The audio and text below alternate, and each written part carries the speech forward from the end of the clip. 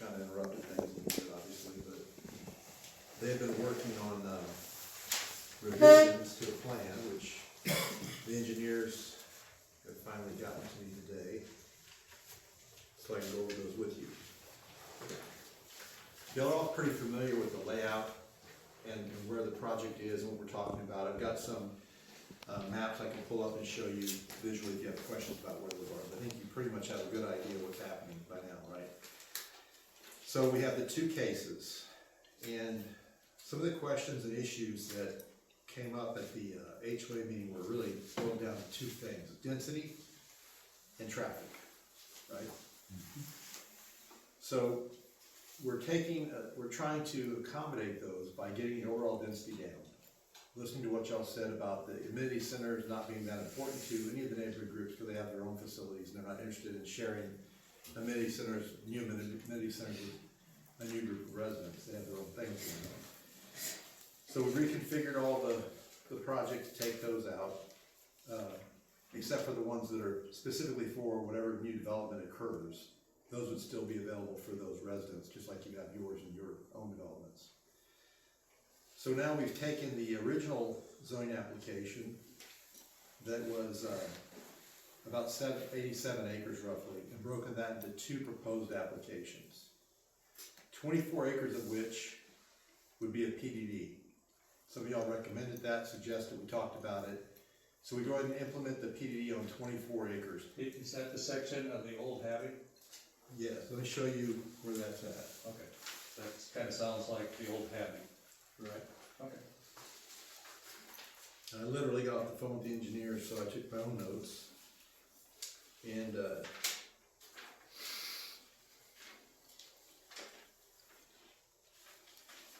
it's this section. Let me get a big map and I'll show you all so you have no question about where it's at.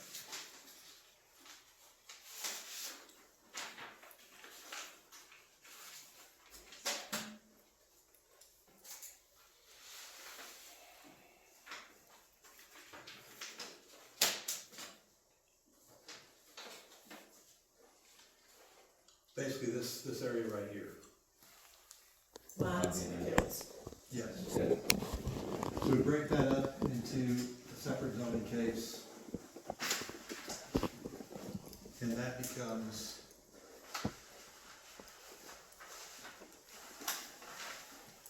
the PDD, which would be 3.33 lots per acre. That would be a two-door unit, so that'd be 6.6 roughly dwelling units per acre, but it would be 3.33 lots per acre. We'd expand the buffers in that area significantly. The LCRA easement all along that area would not be developed. There'd be no park trails or anything like that in it. What we propose is we look at doing whatever y'all want with that easement. If you want to leave it undeveloped, if y'all want to take ownership in the respective neighborhoods, it can be purchased for whatever the tax value on the property is. Not a giveaway, but whatever the ad valorem tax value on that tract is, it can be purchased for that amount. The neighborhood developer would develop or build a wall or facility for privacy on their side of that easement, leaving that easement as open space adjoining the existing homes who currently look onto it, many of which have no fences. So that's the change on that, to accommodate it. How tall would the wall be? Sorry? How tall would the wall be? It depends on what the city would let us do. It would be at least 6 feet tall, but it could be higher theoretically if the city allows for it, but normally they would limit it to 6 feet. We would consider going as high as 8. We wouldn't go any higher than that because it's kind of big. I believe it was 8-foot masonry when Hobby first came in. That's what they were going to do. Yeah, if the city allows for it, we could do that, but only if the city allows for it. They don't, then we're kind of stuck. But I think if we're asking for it, and that's fine. If they allow for it, we'll do it. We'll do that height. What type of building material would the wall be? It would be probably hardy plank or a stucco veneered wall, but it's something we come into agreement with y'all on deed restrictions on. It wouldn't be a privacy fence because those fall apart very quickly and it takes a lot of work to keep them up, and eventually they just don't look good.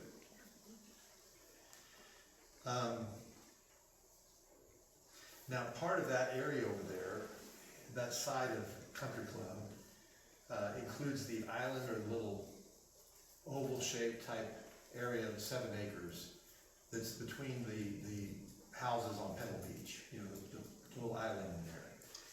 Originally, we were gonna program that as a frisbee golf and things of that nature. Again, the amenities didn't seem that important to everybody. Open space was more important. And this 3.3 lots per acre does not include that land on a basis. So if you include that 7 acres, then actually the density goes down. Because if you average that on a gross acre basis, it's much less. However, we're willing to do the same thing with that. That can be conveyed. So adjoining property owners within that area where that serves as an island in the middle of their homes, if they want to make it a private park, they want to gate it off, they want to do something with it, they can.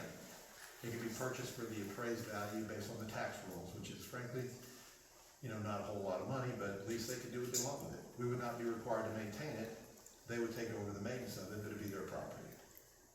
Okay? Earl, do you yes. have a total of how many, doors we're looking at in the 24 acres on that 3.3? It would be doors, 6.6 roughly doors per acre, or 3.3 It's a duplex. lots per acre. It's a duplex product, but it's a very high-end product. The values on it, we got the comps on that, It's around 144. is $325,000 a door. So it'd be $650,000 a building, or per unit. And who's gonna own it? It'll be corporately owned So should initially. we one, Corporately owned initially, yes. But I know that there was a big desire for people to be able to get in and buy those. One person could live on one side and not the other. We're open to that. We're open to selling those units as well. Because that's, you know, what y'all seem to want, so there you have it. Yeah, we don't want 144 doors though. Well, this is the best we can do to make it work financially. I'll get to This that is- in a minute. Yeah, this is worse than, never mind. No, it was 180 some Yeah, it's gone in the down. last presentation. Yeah. And we've drastically increased the open space and also the buffering.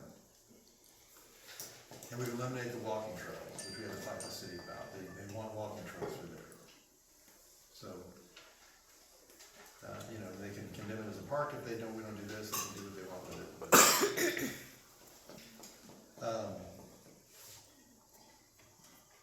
So that's the 7 acre piece, I mentioned that. The other thing we'd agree, of course, to no windows facing existing homes. So all these units we built with a wall on the side facing existing homes that would not allow for any windows on that side of the wall to enhance y'all's privacy. And that kind of surmises the 24 acres, what we would do on that piece of it over here.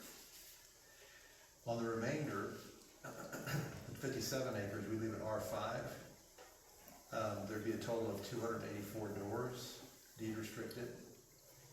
60% of those would be single family residential, roughly, 60-40 split. Single family residential, Explain that, single family, because single family single traditional, family is different than ours. one dwelling unit per building, one family per building. no attached? Right, correct. The other 40% would be an attached product, so that would be like what y'all consider a duplex. The single-family dwellings would be on their own individual lots. Well, no, actually, they'd be on their own identified piece of usable property. There'd be one large lot, corporately owned, corporately maintained, corporately managed. So Correct, they'd be rentals. just for my clarification, so these are like the rental properties, Built to rent. built to rent, yes, thank that's you. correct. Okay, yes, sir. And these are not short-term rentals, these are long-term. The longer the contract, the better for the corporate owner, the more stable the tenant. And those would be valued approximately at about $300,000 to $325,000 per door. And are these, These are tax values. These are not market value would be higher. These are the tax values. a single level or, They'd be a blend, a mixture of both. Okay, I don't recall, and y'all correct me if I'm wrong, I don't recall anybody having a problem with this golf course. There were problems with it. Among the people who lived inside that area, they had problems with it. If y'all go back and look. I live inside that area. I understand you, I know you don't have a problem with it, but there are people that complain about it. And said that they'd rather not have that, they'd rather have it not open to the public, because anybody could get in there. And there was a question about the lighting, how bright would we light it, people would be throwing frisbees and, you know, making a ruckus, having parties in there in Little Island. I remember all the comments pretty well from the meeting, they were burned to my mind. So, that's. Well, my concern is who's gonna maintain that? Is it gonna be any better than what it is right now? Well, that's up to talk about. We're willing to do whatever y'all want with it. If you wanna make it a park, just a park, and have it commonly if it's available to everyone, then we're willing to maintain it through the next avenue I'm gonna talk about as part of the financial aspect of it. But that's not what we heard y'all wanted. I know you do, and I appreciate that, and we can't give everybody everything they want. It's I impossible. understand that. Within your own organizations, you have conflicting desires, conflicting issues, and there's no way to make everybody happy. Yeah. So we're trying to just balance and do what seemed to be the majority of the need. But if you wanna make it just open space, make it limited to that little community, that's something we really can't do other than just say, convey the property for whatever the nominal value is, and y'all can maintain and do what you want with it. However, if you want it maintained commonly, then we can look at doing that. But it would be an amenity that's open to, you know, the area that's being developed. And that's the one you mentioned about the pit early on, Correct. attaching it to it, this one. Correct. Yeah, now the existing homes wouldn't be in the field, Yeah. but the new ones would, and the revenue off of that could help pay for the maintenance and make up that amenity. You know, we did the frisbee golf, so we thought it'd be something that would be active and fun, and, you know, but people like quiet, they don't want other people in there, we respect that. But if it's a walking area in the park, or like a community garden, whatever y'all want to do with it, it can be maintained by the pit as long as the people who pay that fee can have access to it. Right. It's not a pit, it's a PDD. No, a PID, I'm gonna get to that in a minute, a PDD is different, PDD is zoning, and PID is public improvement district. We understand that. Yes, so we're looking at doing a PID. So only the community, All the the new community, community the new pays that community extra being developed. And they tax. pay an extra fee to do all this maintenance and It's an that's. assessment, it's not a tax. It's like an HOA. We understand perfectly what it is. This group does. So we'll fall on this. This group does. Who here knows exactly what a public improvement district under chapter 3072 is? They went through the whole thing and sent it out to everybody, so. Anybody have questions about it? If not, we'll talk about it. I have a quick question. So we represent Fairways of Scenic Hills. Yes, I also live on the other side of Ray. So if that falls on the pit, that means the Fairways of Scenic Hills folks are be part of that That's what he tax, said, correct? it's only gonna be the new development that's gonna be in the field, is that correct? well, it depends. If y'all want it to be something that you have access to, those people who are right around it there, we're willing to stay open to that. And you don't have to pay the assessment, it's just an accommodation. The assessment is paid by the people who are in the new development, although you would have the ability to use it. So it still has a benefit to the people in the new development. So you are planning to develop that center area now that folks complain about the. No, we're people- not. Okay, You didn't hear me say, I said, we'll do whatever y'all wanna do with it. If you Okay. wanna take ownership of it and take care of it and maintain it, make it your property, small fee to pay for it, whatever the tax value is, it's yours. gotcha. You put a gate on it, make it your own exclusive little area, keep everybody out. But if you want us to maintain it and improve it, we're not going to do that unless the people who live in the development that we're paying for have access to the amenity. It would be illegal for us to do that. Yeah, no, it makes Because sense. they're paying the fee to do that. Yes, right? yes, makes sense. So that's it, that's the answer to that All right, question. thank you. Is there a reason why you went R5? We talked about concerns, the straight R5 means once things get going, you could change your mind, you could go straight. I understand that concern, but the reason we're doing R5 is because it allows for the legal model of common corporate ownership with one lot. I will tell you, we will de-restrict this all to the point where it cannot go anywhere. It'll be completely and permanently running with the land, covenanted so it cannot be used for anything but this use. So the R5 zoning really becomes less important because what's really important is what governs the deed restrictions, covenants. And you'll be able to look at those in advance, have your attorney review them, and, Yeah, sure, guarantees it does either. absolutely. Just saying it. 100%, that's no problem. We have no intention of using that as a way to get something to change it. Can you speak to the buffers that would be included with that R5 piece of property? Yes, I can. It's one of the things I spend a lot of time with today. So on the R5, we've got the walling on the side and exterior of the development around that island. Would have that fence or wall around it. We reduce the density along the existing residential and increase it on the internal part of the development.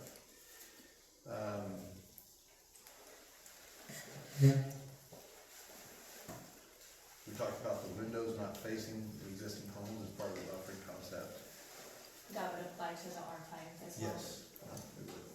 Do they bump up as close to the existing property lines as they did with the previous, proposal? I don't think so. It's one of the reasons we used an R5. It has a deeper setback, and in that area, we get into a situation where, that particular area, by making it the PDD, we're able to make the lots, less deep, because the R5 requires a deeper lot. So we can make the lots less deep, which means we have more area between the existing fence line and the lot. We can push them further toward the street and have less undeveloped property behind the lot. Do you have an idea how much that would be, how much that buffer is? They're working on that exact amount, that they're putting the footprint of the homes on them. I was really hoping to get all this stuff from the engineer last week, and I just simply didn't. I was pushing and pushing, but I didn't. I know they're, but we'll have that before we go forward on that, okay? But it will be more than what we had before. I know that. As you recall, before I gave you that little graphic that showed the house, existing house, yard, fence, buffer, and all that stuff. So it would be at least that, which would improve over what you had prior, or more, depending on what we can work out. And it could vary slightly from area to area, depending on the depth of the properties. But we try to make an emphasis on that. And we'd actually lay it out in advance, so you can see what you're looking at. Yeah, if there was enough space to make walking trails between the existing and the new, and that is surroundings, so the new is a true island, then that would be helpful. Yeah, that's where the goal would be, because we're eliminating those trails on the other side, right? The power line side. So we should be able to shift everything up a little bit, which is what we're gonna look at doing. Okay. And the other thing we're looking at doing is by eliminating the larger amenity center, we can take some of the density from in there and move it to that site, which reduces the overall pressure of development on that site, which gives us a little more flexibility. And the engineers are working through those models. The good thing about having one corporate owner is that they can know exactly in advance what house is gonna go where and lay that out, so there's no guesswork, you know what I mean? It's like you sell a lot, you don't know what anybody's gonna build on it, because they can build what they want. This way we all know, what the footprints, and they're working through that model to make them space properly, to have like 60 or 70 different footprints to choose from, that they can use. Did you mention what the houses are gonna be made of? Is it gonna have a front Yes, so stonework? it's gonna be masonry, brick masonry, everything's gonna be masonry, but hardy planking is included in masonry, so there's gonna be stonework and brick in the front facades, it'll all be masonry, so there won't be any product that should require long-term, repetitive painting or maintenance. It should be a self-maintaining product.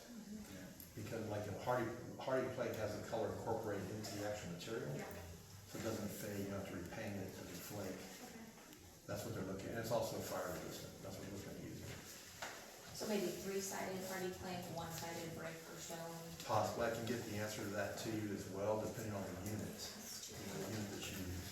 So with the PDD zoning on that smaller piece of land that you spoke about first, you mentioned that they were 3.33 watts per acre. Do you have that number for the R5 zoning? Yes, I do, I was gonna get to that. Thank you. Yeah. So,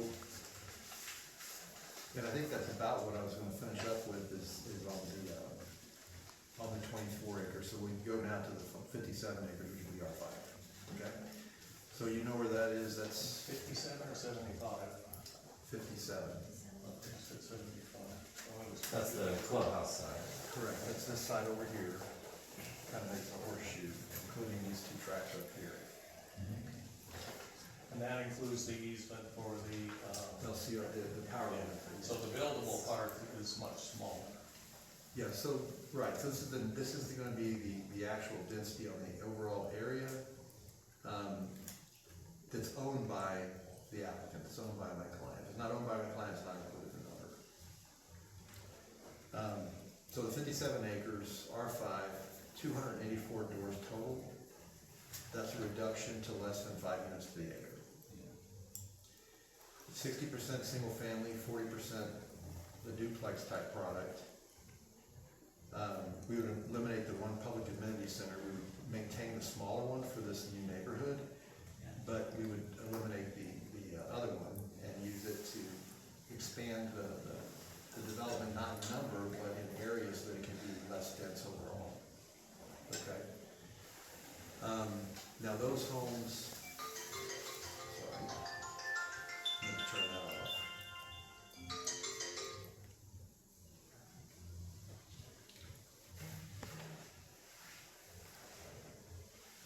Those homes would be valued at approximately $300,000 a door as an average. Again, that's tax value, so the actual market retail value of it would be higher than that. You know, the tax Yeah. varies from the retail. And what was that again, how much? 300 to 320. I'm saying 300 would be conservative on the low side. Do you guys have an estimate on the rent amount? They're running those models. It's a type A rent. With that amount of value per house, you're looking at a type A rental value, but I can get you the estimated rent rates. I don't have those tonight, but I can get those for you.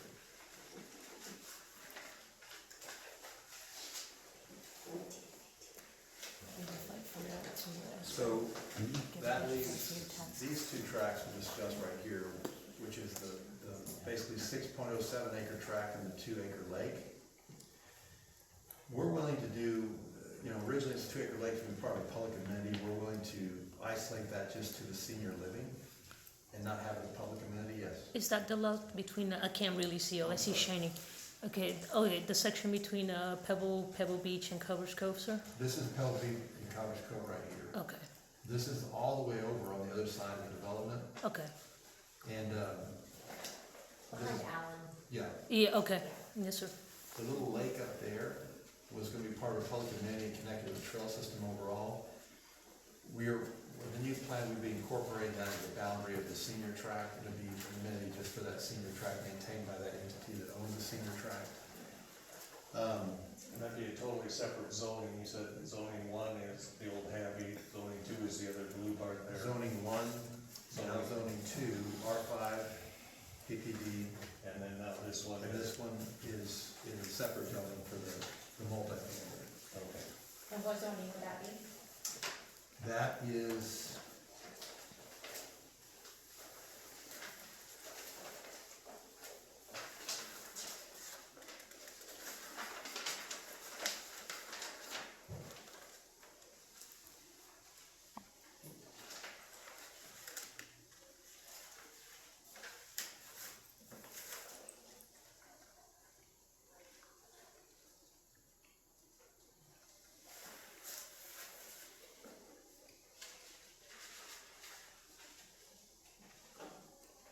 we gotta verify that for you. R4 is regular multifamily. Yeah, it's R4, I think it is R4. Yeah, it is R4. That's just a straight multifamily. R4 zone.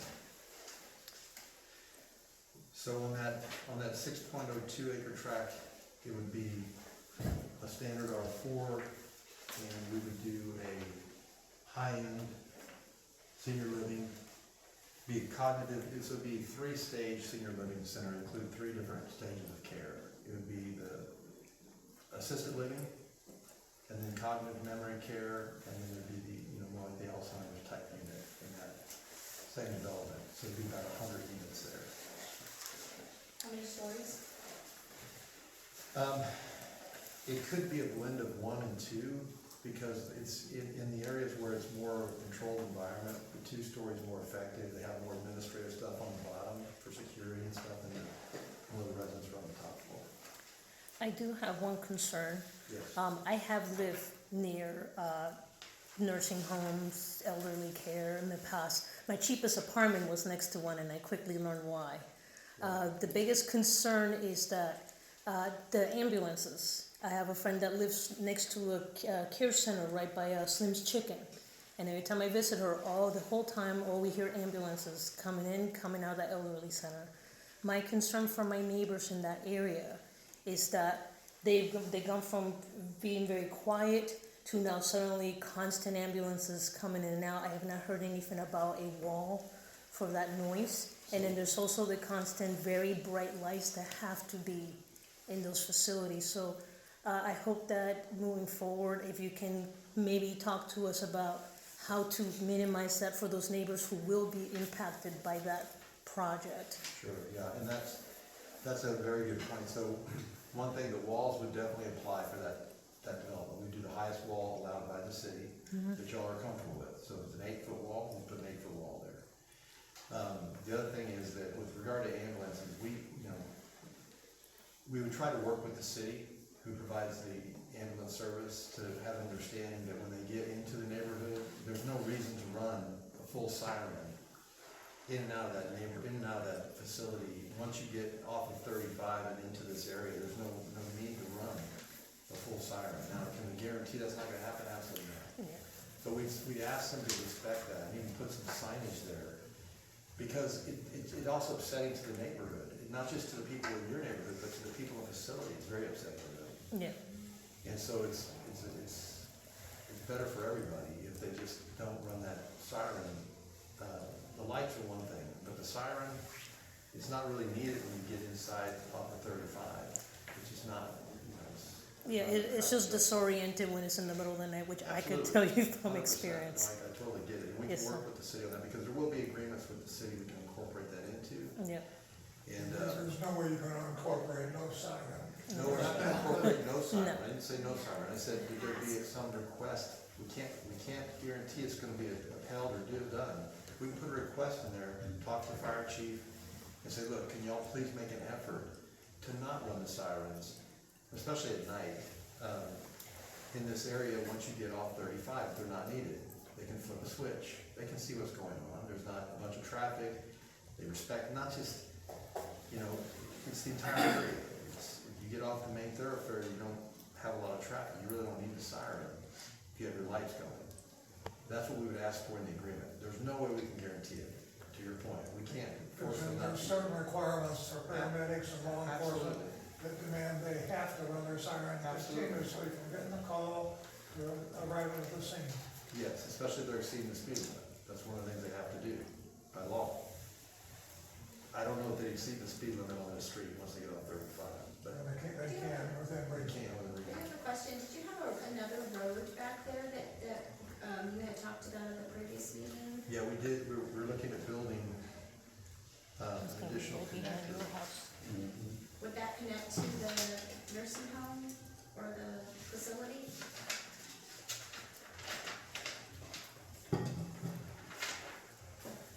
I'm trying to remember the map in my head. Yeah, I'm trying to misrepresent If I it. remember right, it was running along the backside of the homes, Right. curving around to hit country Correct. road. That's correct. I want to get a drawing to make sure I understand what I'm saying. I haven't looked at that in a bit.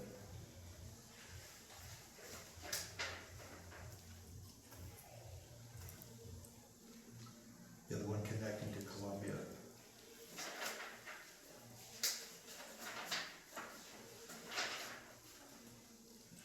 Yes. And that's what I'm saying, when they come in off of this I-35 and get onto this road right here, this new connector, this is how the ambulances would come in and out right here. So they shouldn't have to get back in here. And they should be able to certainly turn it off, even if somebody had that on the public street. Once they get off the public street, they can turn it off, which would be in the facility. I did have one more question. Maybe I'm running on outdated information. Is it still gonna be zero line? There was something about there would be like zero line between their property and then the new project. Their property being, Talking about like a buffer between. Yeah, the buffer between the edge of their property and then the new project. But again, I'm running. This has been a couple months. The buffer from the existing fence line or property line of the existing home Yes. would be a minimum of 20 feet before anything other than landscaping would start. So Okay. in that zone, it would all be basically green space. Parking would not be in that 20 feet. There would not be a construction of the kind. With regard to the lighting, what they had talked about was bringing the light standards down to a lower level and still illuminating the ground without illuminating the sky. The that safety doesn't require illumination of the sky, it's just what people ordinarily do, but you can bring those standards down Yeah. and have them shining down like this without it spilling out and over the fences and outside the angle. Okay, yeah, because that's another big one, because you don't sleep. No, right, you want a low light. Yeah. So, So that 6 to 8 foot wall that you built, what size buffer would that wall be on? that would be along the idea would be, unless there's some reason to do it otherwise, that would be along the property line. Of the new project? Yeah, so you'd have, So the backyard. Yes. basically, yeah. Otherwise, you have this dead strip in there that'd be a maintenance issue between that fence and your fence, basically. And also would be an area that is not being observed, that people are animals are going into. This would be the wall, maintain landscape buffer, and then you'd be doing man-made improvements that are pervious outward toward the home. So the back of your yard, which now is 20 feet from your house, that's where they're gonna put the wall. So the wall is gonna be right up to your lot line. Along the property line, Yes. like a fence, like any other fence would be. Well, except for we don't have any. Yeah. I mean, if you wanted to have it set off 20 feet, No, I'm just trying to make sure that we understand what you're trying to say. that's what I'm trying to say. Unless there's a reason for it not to be that way, that's Yeah. what they're proposing. You tell us you don't want it there, then you want to pull it back 20 feet from your fence line and leave that area between your fence line and that property. You basically now create a 20-foot buffer of very difficult property to maintain. So unless you are going to reverse covenant to maintain that, Yeah. then, you know, but then the construction could go right against the wall with the parking lots. Then we'd have no area for a buffer internally, which would not look as nice from that side of the fence, but it might be great for y'all. Yeah, that's where the walking trail can do what we could access. But you don't want a walking trail there. No. So that's what I'm saying, it'd just be. We really don't want this subdivision to go through. Well, I think I got that from you. I think we understand. Yeah. So, If you have a walking trail from the end of your property line through a fence, and you have people walking through there, you don't. Right. You want people walking through your backyard, so. yeah, no question, that's why we're eliminating the walking trail. Yeah, I'm just letting them know that's, Yeah. I wouldn't want that. So, Are there any other new roads proposed? So, we met with the city and worked on that and tried to talk to them, and I was really, frankly, you know, it was difficult meeting with the city because they feel like y'all are a loss to them.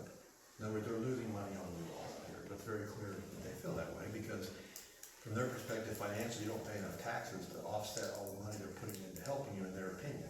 I'm not saying clearly city manager and assistant city manager and the director of planning from the lady that's Steve Williams, Brian James. correct. So their position is, and it's, you know, obviously, for someone who lives in the neighborhood, it's not gonna feel this way. But from their perspective, as a city administrator, someone in the city administration who looks at a budget, looks at spending and whatnot, they feel like, and it's true, that the single-family residential traditionally, if you look at the municipal guidelines and kind of those studies that have been done, single-family, you know, 4 to 5 unit to the acre,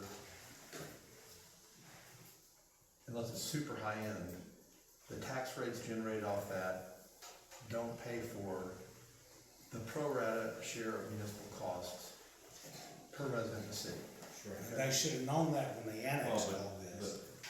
Yeah, I don't disagree with that, they should have looked at that, but for whatever reason they decided to annex it, they did. Plus, they're also looking at the homestead exception that just That's increased, the and other then thing they there's, talked about, that so many people are over a certain age and Yep. homestead exemption out here, they don't get the tax money they could if it was a different kind of neighborhood. That's why they want us to do the rental community. yeah, There's no exemptions, it's full freight tax, the highest value you can get for the land, yeah, and still be residential. So they're okay with that, yeah. because it helps their budget, you know? That's gonna help you too. It does, Yeah. it does. So that's something where we're, for lack of a word, aligned with the city in that regard. They don't wanna take on any more maintenance costs of any improvements or public benefit areas, so we understand that, it's not a problem. They're willing to do a public improvement district to help, you know, create a way to make it economically feasible to do it, especially with some of the things we have to do with regard to improvements and the walls and things like that.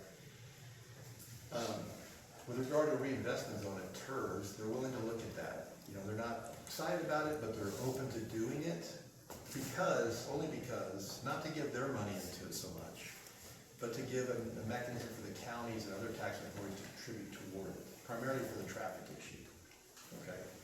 And the offset traffic issue, not to pay for the cost of the development internally, but to help pay for the cost of solutions like the turnaround at Schwab Road.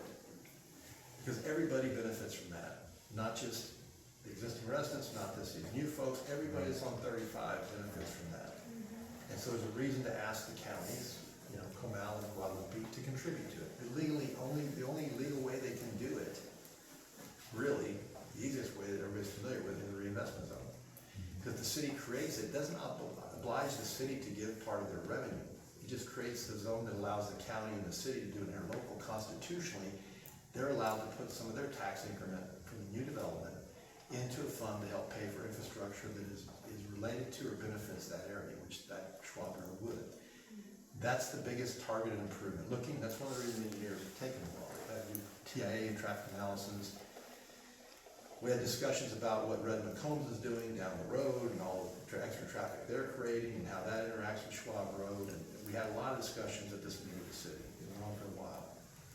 But the upshot or the final analysis of it is that they're willing to create two vehicles, one with certainty, the PID, in which the extra fees will be charged only against the new residents or new property owners and the new commercial to help pay for the cost of the necessary amenities or requirements that benefit or take care of some of the problems that exist now and would otherwise be made intensified by new development. And they're also willing to look at a reinvestment zone for the purposes I mentioned. They're not looking at throwing city property tax into it. There's no excitement or desire to do that at all. But they're willing to create the vehicle. Sales tax is another issue, possibly also in the commercial. So they may have more flexibility with that, but not with property tax. So that, in a nutshell, is kind of some of the major changes. The reduction in density, the way to deal with the traffic. We've explained they're still pushing for that out kick over to 1103. We basically told them we're not going to do that. It's a non-starter. We verified it with the utility company won't let it happen. We don't think it's a good idea. Elements that the city still feel like it is and would like to push that. It doesn't really solve anything.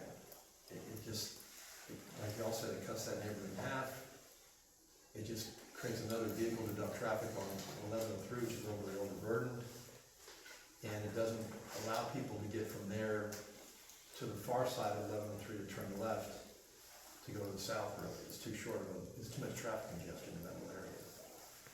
However, Schwab Road would solve a lot of those problems, and then possibly we looked at, and we're talking about the roadway connecting to Schwab. If I know that map that shows you this.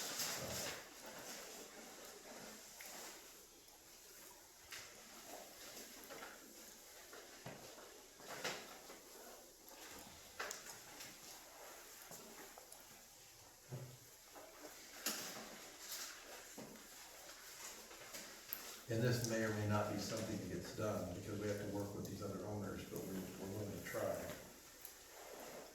So the power line easement that runs right along here, you know, so you've got 35, you've got the property we're talking about, you know, as you know, the power line easement runs through here. Runs kind of right through here. There's a possibility of building a connector here that would come across the bottom of the residential here and over to Schwab Road. Why would that be helpful? Because it would allow access of a lot of this development, instead of going this way to get to 1103 to try to go out, they can now come this way and queue on the new Schwab Road extension to queue for that virtual underpass and eventually the full physical underpass to get out faster. So that's not so much, the issue is going into Civil and not coming out. Because everybody's going through Northcliff and. Exactly, yeah.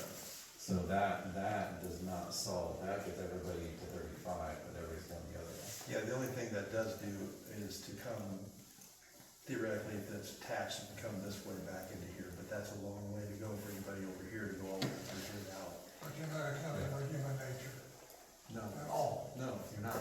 People are not gonna drive, No, they're I not. mean, you know, They're gonna go the shortest distance. even it's if it's short along as the same distance, thing. get there as quick as I can, and It's instinctual. it's getting worse with California people coming. So, Now, we talked about this extension, and they kind of laughed at it, they thought, this could never happen, or that we, you know, I think it could happen, especially if Guadalupe County were to participate, I think it's meaningful for them. But again, to your point, you don't want traffic coming from up here down to here, you want ability for these folks to go out here. Just real quickly, 1103 as just an example.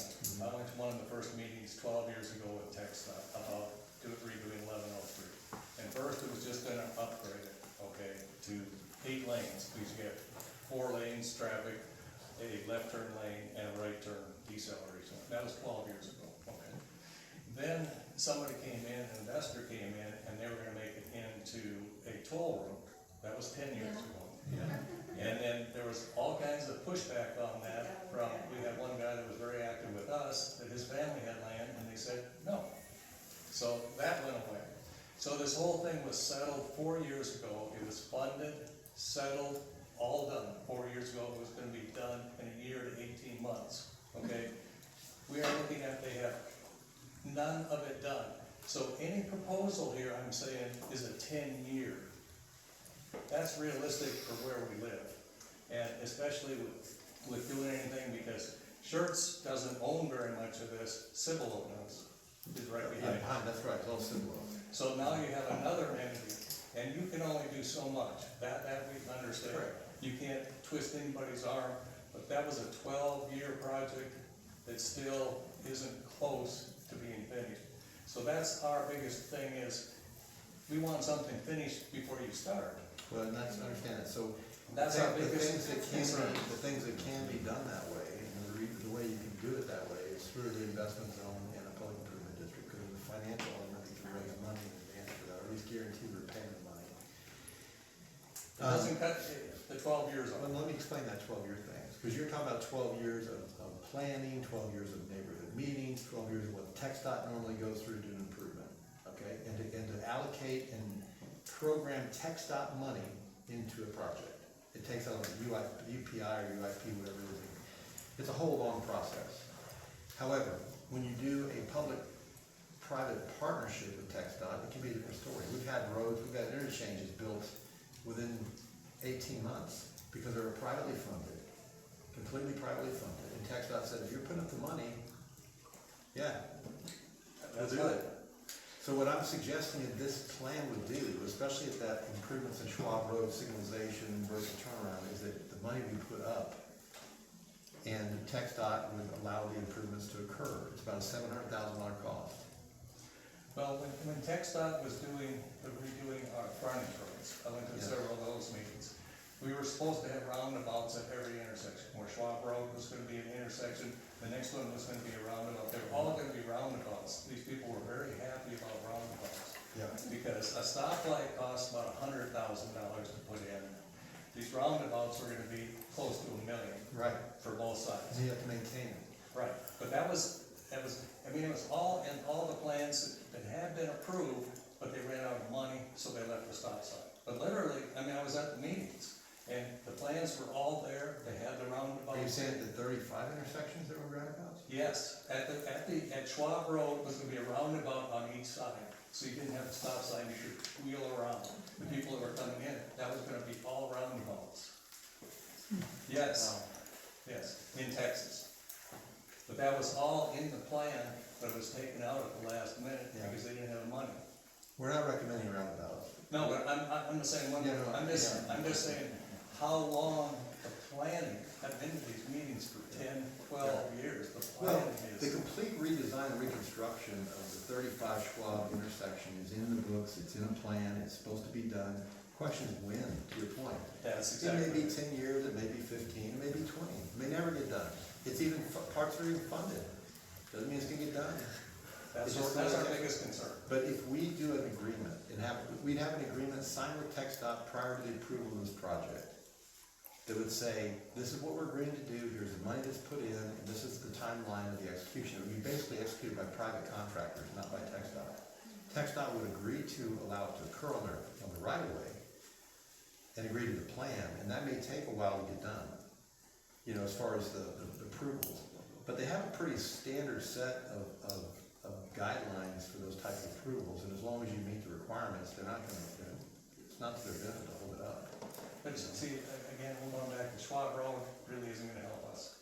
Well, you say that, and a lot of No, I people, did a lot of say it. people have told me, and it's what they feel like they need, so again, we're kind of like, okay, For the section where the, yes, where the senior center is, yes. that but would also be- if we're that'd be dumping a better. lot of the traffic from the new development intentionally to keep it out of the neighborhood onto I-35, we have to do something about Schwab. But they're not going to, they're gonna go to country club immediately. Like I said, If they have kids that have to go to school, they don't have a choice. They That's have to how go they to have to country get to club. school. they have to go to country club. So traffic it'll remain an issue. You're talking about just on those two pieces of land, that's 425 units. So is that two Which cars? 2 cars per on average, and you're looking at another 900 vehicles. And young And for rentals. y'all, that's not an issue, but they come through our neighborhoods to get out. And so that's going to remain a core piece. Because even single-family homes would be significantly less than 284 on that R5. But the other big thing is the demographic. Our neighborhood, I've been there 35 years. Almost everybody in our neighborhood does not have kids, but the kids are almost gone. If you go to Shirt Station, the people that are moving in there, which is the high-end thing, they are all the 30 and 40-year-olds. Yeah, kids. That's right. And the kids nowadays, I don't know, when I was a kid, I lived out in a rural area in Minnesota, we took the bus. That was that was what we did. Nowadays, they line up for miles to pick these kids up. Yeah, buses aren't that prevalent. I mean, No, they- that's what I'm saying. And that's where our issue is going to be, is the magic bullet for the road. There has to be, and we've looked at this for 10 years. Right, and there's no easy answers to it. No, and that's why I don't see us And ever. since you're very familiar with it, what is the ultimate plan for 1103? What is their ultimate solution, assuming that they ever get it done? From your main G to 10 and everything, what is the ultimate solution for 1103? For right now, it's just to make it 8 lanes wide. And how do they handle the intersection? Anything special? No, because that was the other part of taking down to Green Valley, taking a country club out there, because the high school's back there, everything's Right. back there. Right. Then it just pulls more onto, but it's 8 lanes, which is a huge improvement over 2. Slows traffic, yeah. And what about, have y'all heard about the Cibolo plan with regard to, the highway that's supposed to come basically and intercept at Schwab Road? Y'all heard about that? Yeah, the double Double, decker. right. Yeah. Any opinions on that?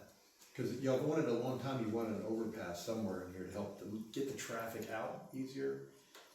And that's the only overpass that's being talked about right now, anywhere in the vicinity, is that Cibolo project. So what are That's your gonna thoughts on happen that? so long after We're dead. we're all I gone. understand, but I'm just wondering what your thoughts are. Just- I don't, to be honest with you, Yeah. I don't really care because I'll be gone. It happens. It'll be somebody else's problem. We talked about there being some kind of a overpass country club to go over so people can Right. access. Yeah. But when TxDOT came in and put in Private roads. that via station, Right. that killed the Yeah. ability to Yeah, do that. absolutely. Right. They were never serious about that, because I went to a whole bunch of those meetings. Because in Houston, the way they did this a lot of times was, they had a single lane that came over the top going into San Antonio. Just a single lane, just like they have the loops where they got, 4 different, Right. they just had a single. And that was brought up, and it was gonna be millions of dollars. Boy, you've been hog heaven then, because That was fast exit, man. You For hit that everybody. thing, go right through, not stop, you've been on the access road, go. Yeah. You're on the main lane, yeah, Yeah. no lights. and. Like they did at I-10 in 1604. And that was at an EMS meeting about that. That was one of their biggest things when they put the new EMS station in, was how to get out of there. Because getting out of there is still not good for them either. Yeah. And that's what they wanted was, but they I weren't. mean, if you look at the future, we're all thinking about the present. You're talking about the future, which is good, you should, talk about the future. Talk about the future, I mean, 8 years from now, we may all be flying cars. And look for a place to land them, and maybe that'll become a landing strip. No, I was an airplane mechanic for 40 years. There's nobody gonna be out there doing that. And that was in the 50s, and everybody got killed. We had the Dr. Killers, the Bonanzas, all this. Yes. No. Oh, it's cloudy out. Oh, there's hail. Oh, I still need to get to my dentist appointment. Oh, it's hailing. No, that ain't gonna ever No, happen. I'm just teasing. I keep watching videos about these flying cars. But anyway, that's what we've got for you. Now, I wish I would've had it in a PowerPoint, I know, so he's got it late today. But I'll package it up in a PowerPoint, and I don't know, at some point, we're gonna be moving forward, and so we had to move forward with this. We've tried to make a good faith modification, a few of them, to get to a point where we hope it's more acceptable. We need to communicate with you on what you want. If we don't, then we're just gonna say, we'll leave it open, like, in other words, just leave it undeveloped, and y'all either do what you want with it, tell us you wanna buy it, tell us whatever. But at some point, we have to What's your move price? forward. I told you, whatever the market value of the tax roll, it doesn't get any lower than that. On all of it. On any open space. Yeah, it's nothing. Does your client now own all the interior, all of it, or is it Yeah. still just under contract? So the parts that are owned and parts that are in contract, the majority of it, the hobby piece is owned. Right. The rest of it's under contract. And there are pieces on where you throw all your lines, but not owned by Caribbean. Yeah. Yeah, he said. Which ones are you talking about? There's one, there's a drainage ditch that comes in what used to be the old driving range. That drainage ditch is not owned by Yeah, it it. bisects those two tracks. But, yes, it does, but it's not owned by, No, it's not owned by them. They own on each side of it.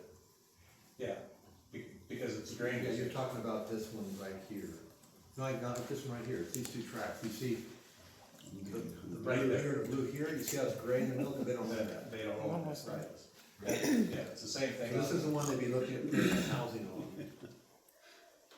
So, they'd only develop one of those, the other one would be the amenity center. But that's a drainage ditch. No, we're not gonna develop the drainage ditch, you see the I drainage ditch understand, is but not can't shaded get blue. past it is a drainage ditch, all the way out into, see, the whole thing is a drainage ditch. Okay. So that's your engineer's pipe, Yeah, so we're giving you some feedback, it's gonna be really hard to give you definitive without seeing. No, I understand that, and that's, this tonight, I intended to bring you PowerPoints, it didn't happen. If the meeting would've been Wednesday or Thursday, it would've happened, but Monday just didn't have time, with today being a holiday, frankly. just didn't. I suggest until we go any further, that you get the PowerPoints, you get enough maps for all of us, and then we do this again to where we can actually see and take it back to the rest of our people. That's my intention, yeah, to do that very thing. Say, next week or the week after or something, as soon as possible, but, like, I think that the idea of you getting your PowerPoint to us was brought up last Friday. Yeah.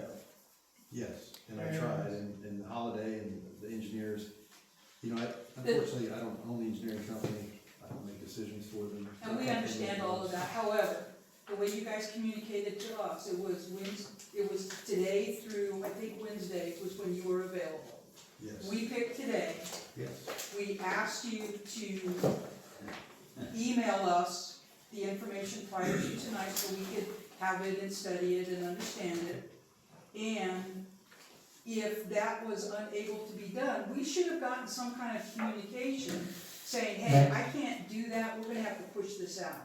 But instead, we all showed up tonight yes, you did. on time, you were not. And I understand traffic's traffic, Right. but it's a holiday, traffic was a lot lighter tonight I than would've thought so too. usually, Yep. but, understanding where you're coming from, it's just like everybody, we're here, we all, some of us have jobs, we have to be at work on time. Right, So it's a planning piece, and I'll be honest with you, I am extremely disappointed in what you brought to us, because in my opinion, it's nothing better than what we've heard before. okay, We've told you guys, and we've told Hobby, over and over and over and over and over again, what we want, and we're still not getting it. We understand where you're coming from, we understand that you're developers, you have to make money, but you're not understanding where we're coming from, that we're homeowners, we bought property on this golf course. Granted, it was a golf course at the time, granted, things have happened to it since then, it's no longer that. Right. But we do not want another 800 cars driving through a neighborhood on a daily basis, which you double that because they're going to work and they're coming, and then they're coming home.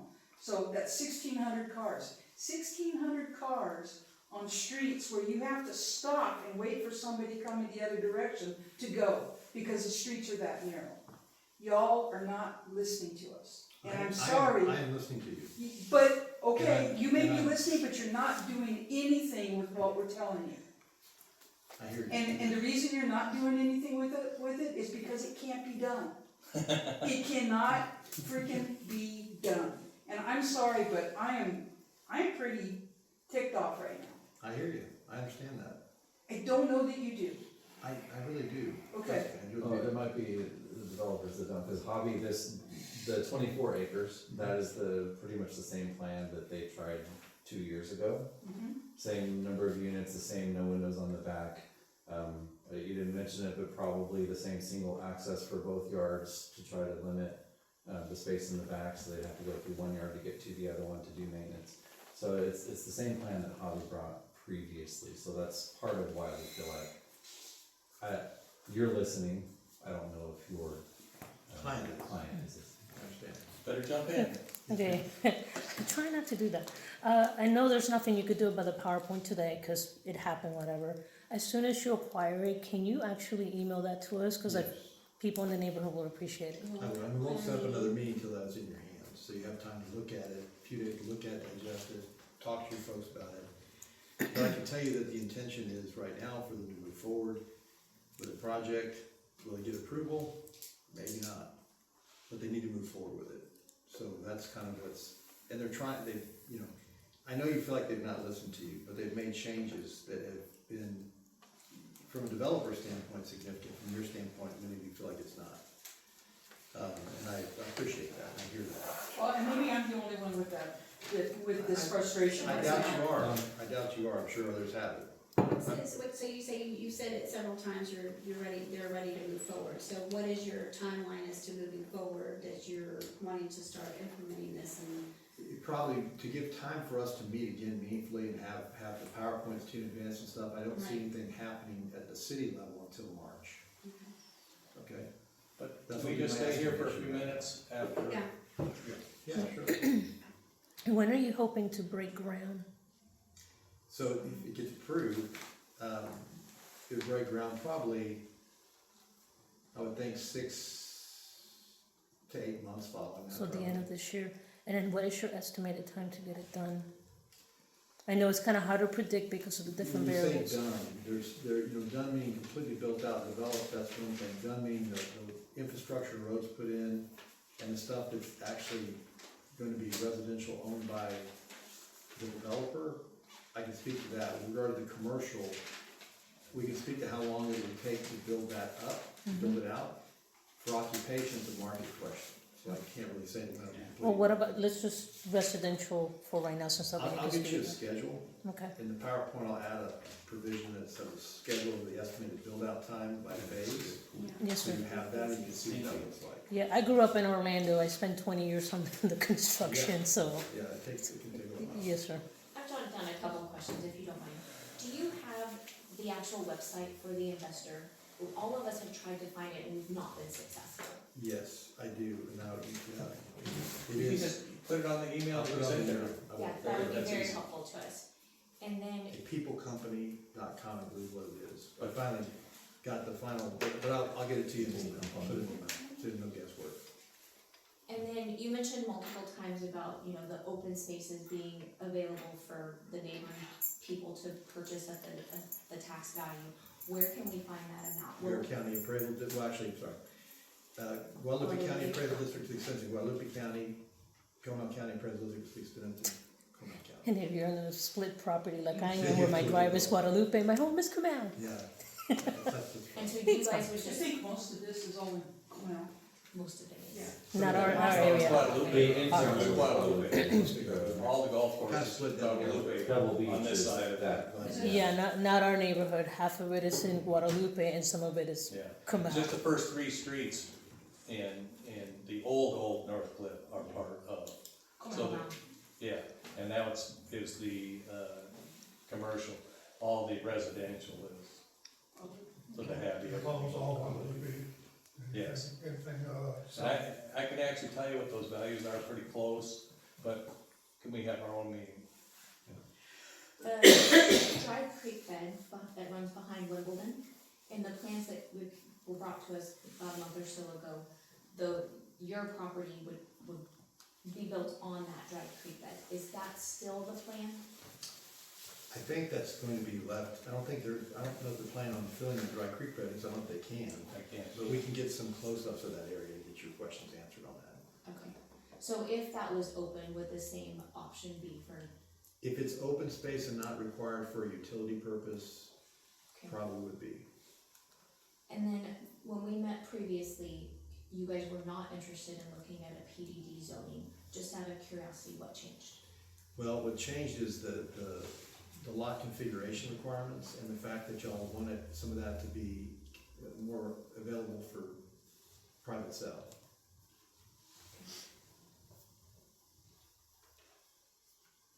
So, happy to answer any other questions you have, but if you don't have any and y'all wanna meet together without me, I'll leave you with my presence. The one thing I have to say is, get us your stuff as quick as you can, Yes, sir. and I know your secretary and stuff's gone all this week, All this so, week, you know, week after next or something, you know, meet again and actually have what it is, so we can hold it and look at it, instead of somebody back here who can't even see You the know, piece of and paper. have it in advance so you can study it before the meeting, because that way you got your questions put together, you get a chance to talk to your neighbors. That's what we do. And I apologize I don't have it tonight again. Very sorry for that. Thank you for Well, coming. don't get your secretary to make it off. Well, she deserves it. I don't get it, and I don't deserve it, so. Thank y'all very much. Thank you for your time, sir. Thank you.